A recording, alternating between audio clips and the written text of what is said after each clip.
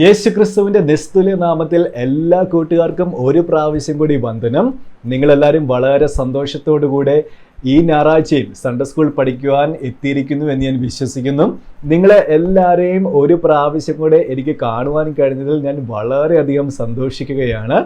അപ്പോൾ കഴിഞ്ഞ ആഴ്ച നമ്മൾ പഠിച്ചത് ആരെക്കുറിച്ചാണെന്ന് ഓർക്കുന്നുണ്ടല്ലോ അല്ലേ? കഴിഞ്ഞ ആഴ്ച ആരെക്കുറിച്ചാണ് നമ്മൾ പഠിച്ചത്? യോന എന്ന് പറയുന്ന ഒരു പ്രവാചകനെ കുറിച്ചാണ് നമ്മൾ കഴിഞ്ഞ ആഴ്ച പഠിച്ചത്. യോനയോട് ദൈവം എവിടെ പോകുവാനാണ് കൽപ്പിച്ചത്?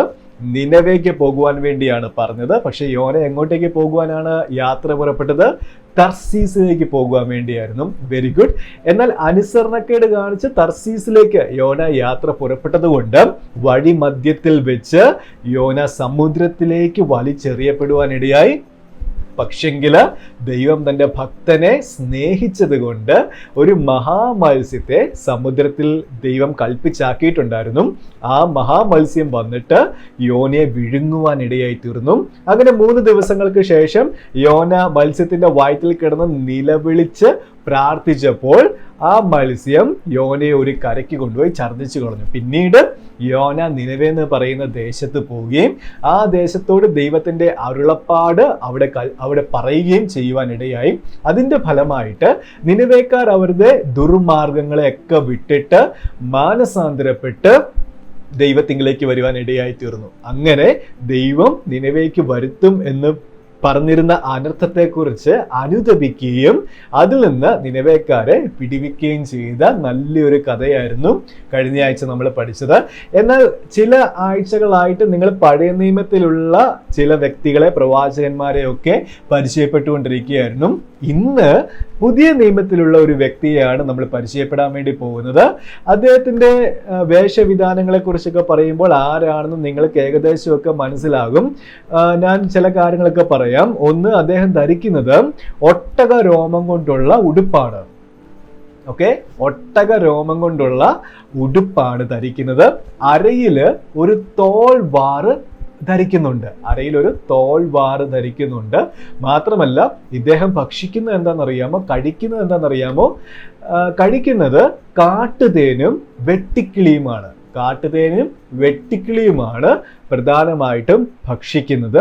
അങ്ങനെ ഈ വിധാനങ്ങളൊക്കെ ധരിച്ച് കാട്ടുതേനും വെട്ടിക്കിളിയൊക്കെ ഭക്ഷിച്ചുകൊണ്ട് മരുഭൂമിയിൽ ദൈവത്തിന്റെ ശബ്ദമായിട്ട് മാറിയ ആരാണെന്നറിയാമോ? ചിലർക്ക് മനസ്സിലായിട്ടുണ്ട്, ചിലർ ഇത്രയൊക്കെ പറഞ്ഞിട്ടുണ്ട്. യോഹന്നാൻ സ്നാപകൻ എന്ന് പറയുന്ന അനുഗ്രഹിക്കപ്പെട്ട ഒരു വ്യക്തിയെ കുറിച്ചാണ് നമ്മൾ ഇന്ന് പഠിക്കുവാൻ വേണ്ടി പോകുന്നത്. അപ്പോൾ ഇന്നത്തെ ക്ലാസ്സിലേക്ക് എല്ലാ കൂട്ടുകാരെയും ഞാൻ ഹാർദവമായിട്ട് സ്വാഗതം ചെയ്യുന്നു.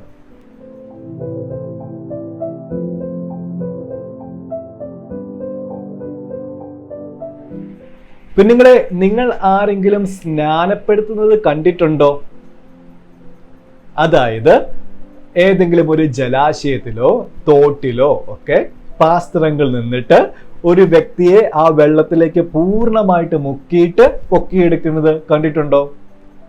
ചില കൂട്ടുകാരൊക്കെ അത് കണ്ടിട്ടുണ്ട്, ചിലർ കണ്ടിട്ടില്ല. സാരമില്ല, നിങ്ങളെ പപ്പായോടും മമ്മിയോടും ഒക്കെ പറഞ്ഞാൽ മതി. ഇനി അടുത്ത പ്രാവശ്യം എന്തെങ്കിലും സ്നാനം നടക്കുമ്പോൾ എന്നെയും കൂടെ കൊണ്ടുപോകണമെന്ന് നിങ്ങൾ പറയുക കേട്ടോ. ഓക്കെ, ഞാൻ എന്തിനത് പറഞ്ഞെന്നറിയാമോ? നമ്മളിത് പഠിക്കുവാൻ പോകുന്ന വ്യക്തി, അദ്ദേഹം നമ്മുടെ കർത്താവായ യേശുക്രിസ്തുവിനെ സ്നാനപ്പെടുത്തിയ ആളാണ്. ആരാണ്? നമ്മുടെ കർത്താവായ യേശുക്രിസ്തുവിനെ സ്നാനപ്പെടുത്തിയ ആളാണ്. ആരാണ്? യോഹന്നാൻ സ്നാപകൻ. ഓക്കെ, അപ്പൊ യോഹന്നാൻ സ്നാപകൻ എവിടെയാണ് കർത്താവിനെ സ്നാനപ്പെടുത്തിയെന്നറിയാമോ? യോർദാൻ നദിയിലാണ് യേശുവിനെ യോഹന്നാൻ സ്നാപകൻ എന്ത് ചെയ്തത്? സ്നാനപ്പെടുത്തിയത്. സ്നാനപ്പെട്ട സമയത്ത് യേശുവിന് എത്ര വയസ്സുണ്ടായിരുന്നു എന്നറിയാമോ? വെരി ഗുഡ്, നിങ്ങൾക്കറിയാം അല്ലെ? നിങ്ങൾ നേരത്തെ പഠിച്ചിട്ടുണ്ട്. യേശുവിന് 30 വയസ്സായിരുന്നു സ്നാനമേൽക്കുന്ന സമയത്ത് ഉണ്ടായിരുന്നത്.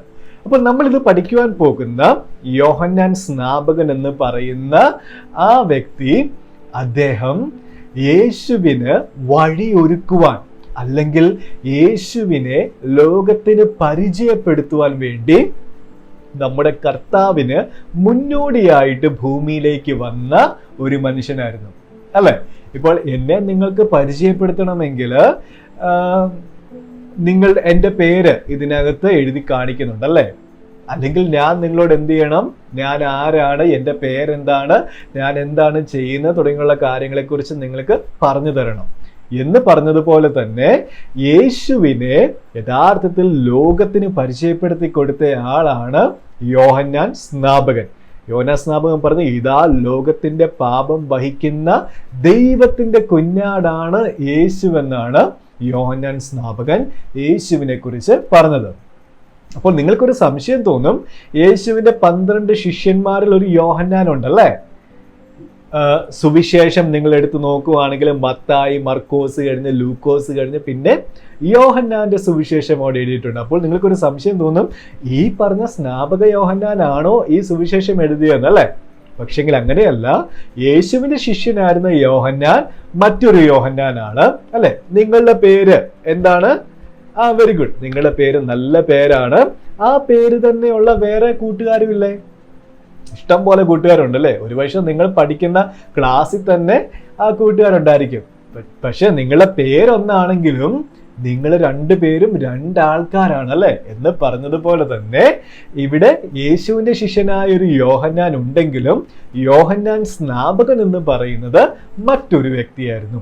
അദ്ദേഹത്തിന്റെ ഏറ്റവും പ്രധാനപ്പെട്ട ജോലി മാനസാന്തര സ്നാനം കൊടുക്കുക എന്നുള്ളതായിരുന്നു. അതായത് മാനസാന്തരം എന്ന് പറഞ്ഞു കഴിഞ്ഞാൽ എന്താണെന്ന് അറിയാമോ? നമ്മൾ ചെയ്യുന്ന തെറ്റുകളും പാപങ്ങളെ കുറിച്ചും ഒക്കെ അനുതപിച്ചിട്ട് അതിനെ പൂർണ്ണമായിട്ട് ഉപേക്ഷിച്ച് ദൈവത്തിങ്കിലേക്ക് മടങ്ങി വരുന്ന ഒരു അനുഭവമാണ് മാനസാന്തരം എന്നതുകൊണ്ട് ഉദ്ദേശിക്കുന്നത്. അപ്പം അങ്ങനെ മാനസാന്തരപ്പെട്ടവരെ സ്നാനപ്പെടുത്തുന്ന ജോലിയായിരുന്നു യോഹന്നാൻ സ്നാപകൻ ഉണ്ടായിരുന്നത്. അപ്പോൾ യോഹന്നാൻ സ്നാപകനെ കുറിച്ചുള്ള ചില കാര്യങ്ങൾ കൂടി നമുക്കിന്ന് പഠിക്കാം.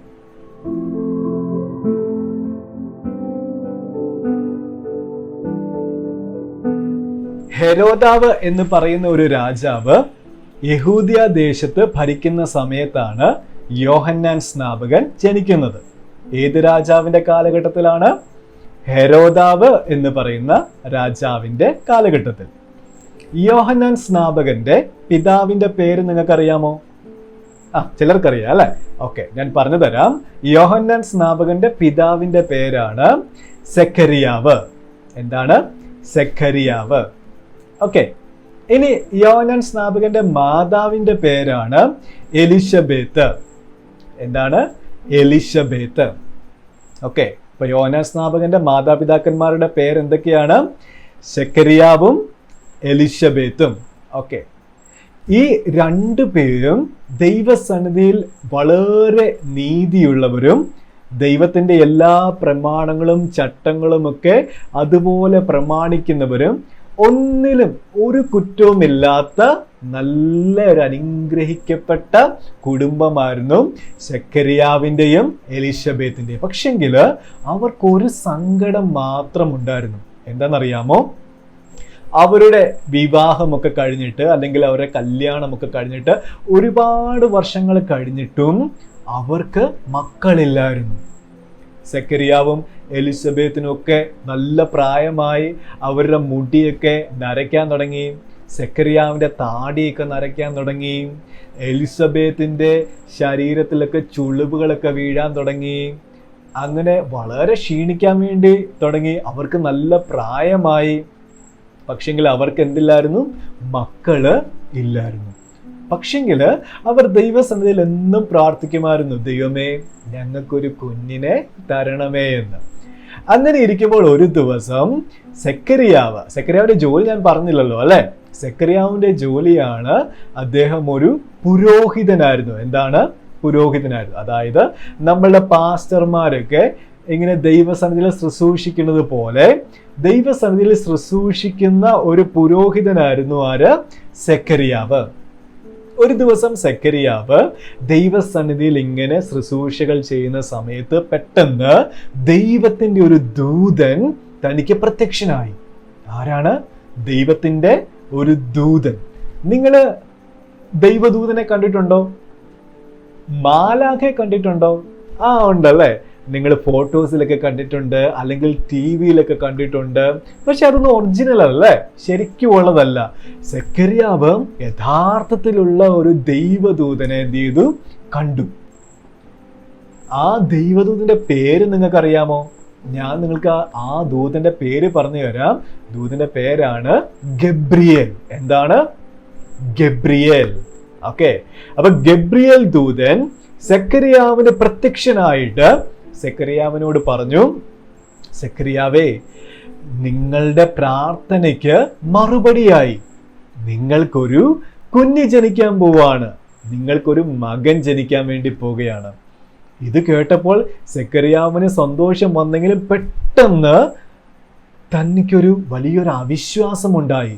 എന്താണെന്ന് ചോദിച്ചാൽ സെക്കറിയാവ് ചിന്തിച്ചു, ഓ, എനിക്ക് ഒത്തിരി പ്രായമായി, എലിസബത്തിനും ഒരുപാട് പ്രായമായി, ഇനി ഞങ്ങൾക്ക് എങ്ങനെയാണ് ഒരു കുഞ്ഞ് ഉണ്ടാവുന്നത്?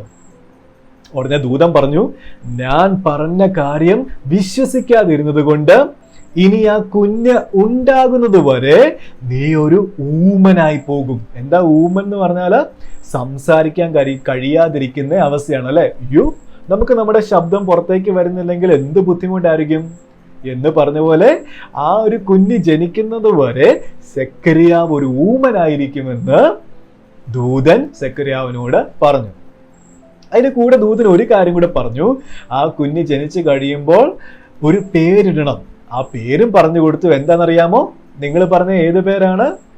വെരി ഗുഡ്, യോഹന്നാൻ എന്നുള്ള പേര് ആ കുഞ്ഞിന് ഇടണമെന്ന് ദൂതൻ സെക്കറിയാവിനോട് പറഞ്ഞു. അങ്ങനെ സെക്കറിയാവ് വീട്ടിലേക്ക് തിരികെ പോയി. കുറച്ച് ദിവസങ്ങളൊക്കെ കഴിഞ്ഞപ്പോൾ എലിസബത്ത് ഗർഭിണിയായി. ദൈവം അവരോട് പറഞ്ഞതുപോലെ തന്നെ തക്ക സമയത്ത് കുഞ്ഞ് ജനിച്ചു. കുഞ്ഞ് ജനിച്ചു കഴിഞ്ഞപ്പോൾ സെക്കറിയാവിന്റെ എന്ത് ചെയ്തു? തുറന്നു. അതായത് സെക്കറിയാവിനെ സംസാരിക്കാൻ ഉള്ള കഴിവ് തിരികെ കിട്ടി. സെക്കറിയാവ് കുഞ്ഞിന് യോഹന്നാൻ എന്നുള്ള പേര് വിളിച്ചു. അങ്ങനെയാണ് യോഹന്നാൻ ഈ ഭൂമിയിലേക്ക് വരുന്നത്.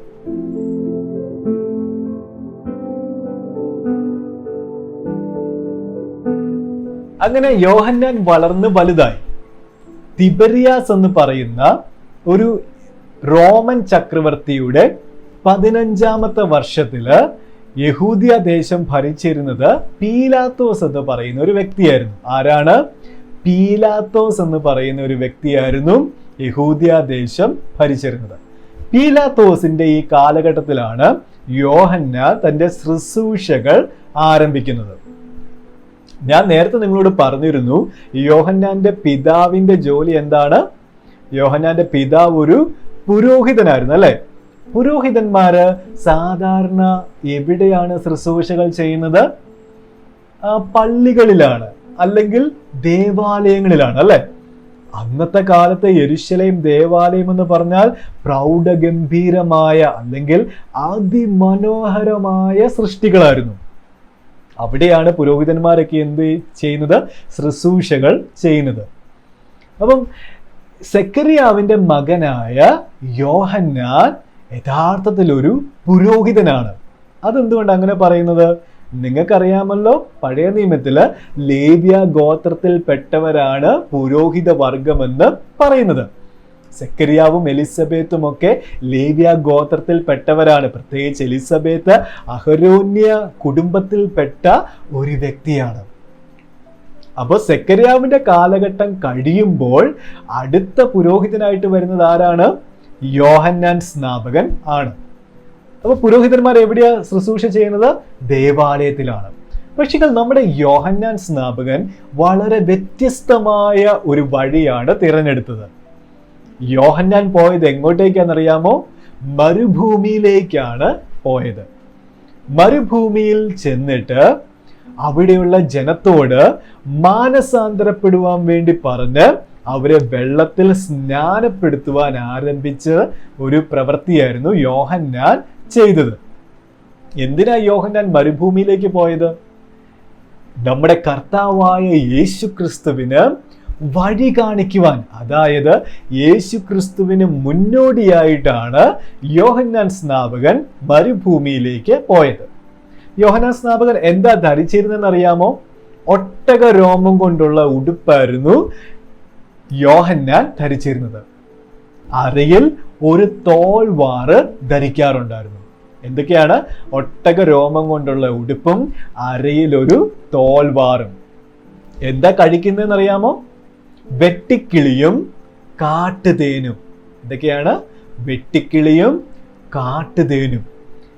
അപ്പം ഒട്ടകരോമം കൊണ്ടുള്ള ഉടുപ്പും അരയിലൊരു തോൾവാറും ധരിച്ച് വെട്ടിക്കിളിയും കാട്ടുതേനും ഭക്ഷിച്ച് മരുഭൂമിയിൽ ദൈവത്തിന്റെ ശബ്ദമായി മുഴങ്ങിയ ഒരു വ്യക്തിയായിരുന്നു ആര്? യോഹന്നാൻ സ്നാപകൻ. യോഹന്നാൻ സ്നാപകന്റെ ഏറ്റവും പ്രധാനപ്പെട്ട ദൗത്യം എന്തായിരുന്നറിയാമോ? ഏറ്റവും പ്രധാനപ്പെട്ട ഉദ്ദേശം യേശു ക്രിസ്തുവിനെ ലോകത്തിന് പരിചയപ്പെടുത്തി കൊടുക്കുക എന്നുള്ളതായിരുന്നു യോഹന്നാനെ കുറിച്ചുള്ള ദൈവത്തിന്റെ ഏറ്റവും വലിയ ഉദ്ദേശം എന്ന് പറയുന്നത്.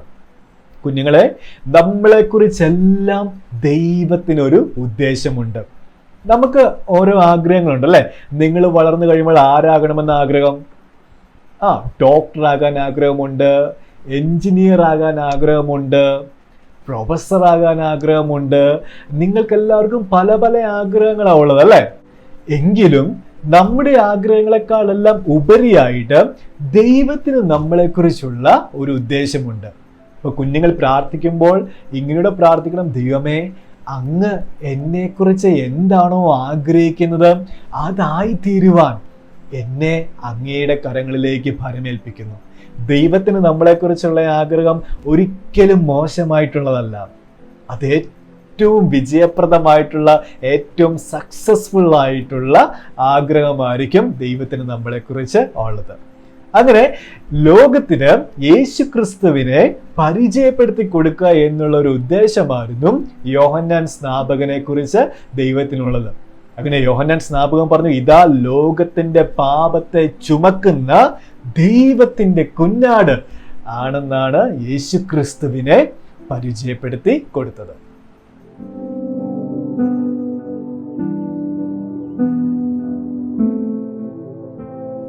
അങ്ങനെ നമ്മുടെ യോഹന്നാൻ സ്നാപകൻ മരുഭൂമിയിൽ പ്രസംഗിക്കാൻ വേണ്ടി ആരംഭിച്ചു. യോഹന്നാന്റെ പ്രധാനപ്പെട്ട പ്രസംഗ വിഷയം എന്താണെന്ന് അറിയാമോ? ദൈവരാജ്യം സമീപിച്ചിരിക്കയാൽ മാനസാന്തരപ്പെടുവീൻ എന്നുള്ളതായിരുന്നു പ്രസംഗ വിഷയം. എന്താണ്? ദൈവരാജ്യം സമീപിച്ചിരിക്കയാൽ മാനസാന്തരപ്പെടുവീൻ എന്നുള്ളതാണ് പ്രസംഗ വിഷയം. എന്താണ് ഈ മാനസാന്തരപ്പെടുക എന്ന് പറഞ്ഞാൽ?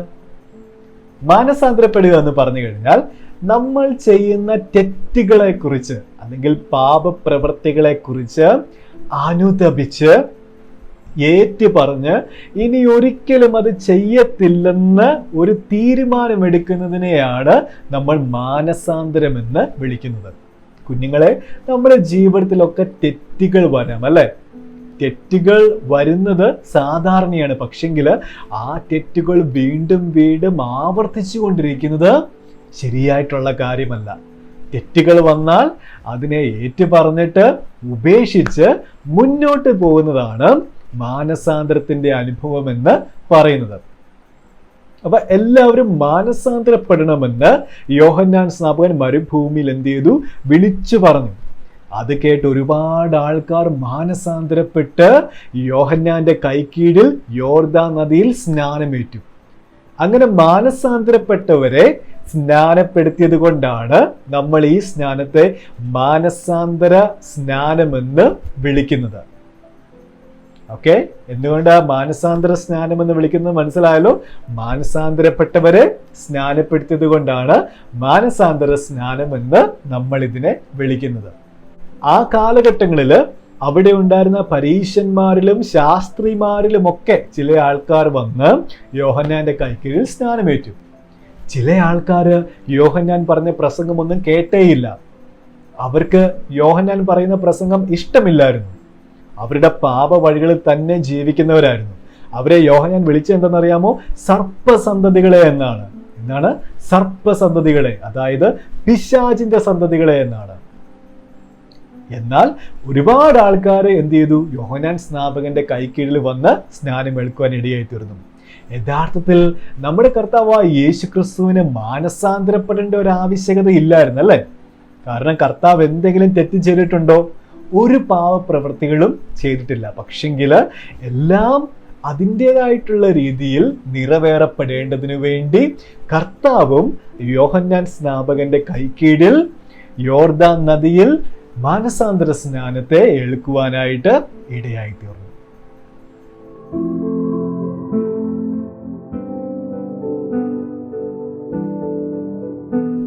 കർത്താവിന് വേണ്ടി വഴിയൊരുക്കുവാൻ മുന്നോടിയായി ദൈവത്താൽ അയക്കപ്പെട്ട വ്യക്തിയായിരുന്നു ആര്? യോഹന്നാൻ സ്നാപകൻ. കുഞ്ഞുങ്ങളെ, നിങ്ങൾക്കറിയാമോ, യോഹന്നാൻ സ്നാപകൻ ജനനം മുതലേ നാസീർ വ്രതസ്ഥനായിരുന്നു. എന്താ നാസീർ വ്രതം എന്ന് പറഞ്ഞു കഴിഞ്ഞാൽ, പഴയ നിയമത്തിൽ നിങ്ങൾ ശിംശോന്റെ കഥ കേട്ടിട്ടുണ്ടായിരിക്കും അല്ലെ? ശിംശോൻ ഒരു നാസീർ വ്രതസ്ഥനായിരുന്നു. ഇങ്ങനെയുള്ള വ്രതമുള്ളവർ മദ്യമോ വീനോ അവരുടെ ജീവിതത്തിൽ ഒരിക്കൽ പോലും രുചിക്കുവാൻ അനുവാദമില്ലാത്തവരാണ്. അത്രയ്ക്ക് പവിത്രതയുള്ള, അതായത് പാവനമായിട്ടുള്ള ഒരു വ്രതമായിരുന്നു നാസീർ വ്രതം എന്ന് പറയുന്നത്. യോഹന്നാൻ സ്നാപകൻ ജനനം തൊട്ടേ നാസീർ വ്രതസ്ഥനായിരുന്നു. യോഹന്നാനെ കുറിച്ച് പ്രവചനങ്ങൾ ഉണ്ടായിരുന്നു. ഇസ്രായേൽ മക്കളിൽ ഒരുപാട് ആളുകളെ ദൈവത്തിങ്കിലേക്ക് നയിക്കുമെന്നും പഴയ നിയമത്തിലെ ഏലിയാവിനെ പോലെ ശക്തിയോടുകൂടിയും ആത്മാവോടുകൂടിയും ശുശ്രൂഷകൾ ചെയ്യുമെന്നൊക്കെയുള്ള പ്രവചനം യോഹന്നാനെ കുറിച്ച് ഉണ്ടായിരുന്നു. യേശു കർത്താവ് യോഹന്നാന്റെ അടുക്കലേക്ക് വരുമ്പോൾ യേശു കർത്താവിനെ യോഹന്നാൻ ലോകത്തിന് പരിചയപ്പെടുത്തി കൊടുത്തു. എന്താ പറഞ്ഞത്? ഇതാ ലോകത്തിന്റെ പാപം ചുമക്കുന്ന ദൈവത്തിന്റെ കുഞ്ഞാട്.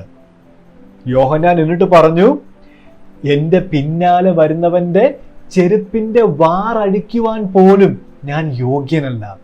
അതായത് യേശു തൻ്റെ ശുശ്രൂഷ ആരംഭിക്കുമ്പോൾ യോഹന്നാൻ പറഞ്ഞു, എൻ്റെ ശുശ്രൂഷ ഇവിടെ എന്ത് ചെയ്യുവാണ്? അവസാനിക്കുകയാണ്. താൻ പറഞ്ഞു, അവനോ വളരണം, ഞാനോ കുറയണം. ആര് വളരണം? യേശു വളരണം, ഞാനോ കുറയണം. കുഞ്ഞുങ്ങളെ, നമുക്ക് പറയുവാൻ കഴിയും, നമ്മുടെ ജീവിതത്തിൽ യേശു വളരണം, നമ്മളുടെ ഇഷ്ടങ്ങൾ, നമ്മളുടെ ആഗ്രഹങ്ങൾ, നമ്മുടെ അഭിലാഷങ്ങൾ കുറയണം. യേശുവിൻ്റെ ഹിതം എന്ത് ചെയ്യണം? നമ്മുടെ ജീവിതത്തിൽ നിറഞ്ഞു നിൽക്കുവാൻ ഇടയായി തീരണം. യോഹന്നാൻ സ്നാപകൻ മറ്റൊരു കാര്യം പറഞ്ഞു, ഞാൻ നിങ്ങളെ വെള്ളം കൊണ്ട് സ്നാനപ്പെടുത്തുന്നു, പക്ഷെങ്കില് പരിശുദ്ധാത്മാവ് കൊണ്ടും തീ കൊണ്ടും യേശു സ്നാനപ്പെടുത്തുവാൻ ഇടയായി തീരും. അപ്പം യേശു കർത്താവ് യോഹന്നാനെ കുറിച്ചും ചില കാര്യങ്ങളൊക്കെ പറഞ്ഞിട്ടുണ്ട്. യോഹന്നാനെ കുറിച്ച് പറഞ്ഞ ഒരു കാര്യം ഇതാണ്, സ്ത്രീകളിൽ നിന്ന് ജനിച്ചവർ വെച്ച് യോഹന്നാനേക്കാളും വലിയവനില്ല. അതായത് മനുഷ്യരിൽ യോഹന്നാനേക്കാളും വലിയ മനുഷ്യൻ, അതായത് യോഹന്നാനേക്കാളും പ്രാധാന്യതയുള്ള ഒരു വ്യക്തി, ദൈവസന്നിധിയിൽ യോഹന്നാന്റെ അത്രയും വിലയുള്ള ഒരു വ്യക്തി വേറെ ആരും ഇല്ല എന്നാണ് യേശു കർത്താവ് യോഹന്നാനെ കുറിച്ച് പറയുവാൻ ഇടയായി തീർന്നത്.